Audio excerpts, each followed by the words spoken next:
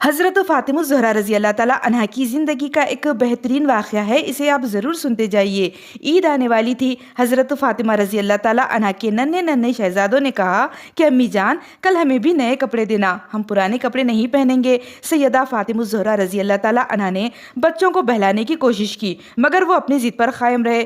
نبی کریم کی بیٹی نے وعدہ فرما لیا کہ چلو تمہیں عید کے نئے کپڑے مل جائیں گے۔ پھر پوری رات عبادت میں گزارنے والی سیدہ فاطمہ نے تہجد کے بعد بارگاہ الہی میں ہاتھ اٹھا کر دعا کی کہ اے اللہ، فاطمہ تیری شکر گزار بندی ہے، اس کے وعدے کو تو پورا فرما دے۔ یا اللہ تو جانتا ہے میں نے بچوں کی ضد سے ان کے ساتھ نئے کپڑوں کا وعدہ کر لیا۔ یا اللہ تو جانتا ہے کہ تیری بندی نے کبھی بھی اپنے لیے کوئی سوال نہیں کیا اور نہ ہی جھوٹ بولا ہے اور نہ ہی کبھی غلط وعدہ کیا ہے۔ یا اللہ میرے وعدے کو تو پورا فرما دینا۔ صبح ہوئی تو شہزادوں نے نئے کپڑوں کا مطالبہ کیا۔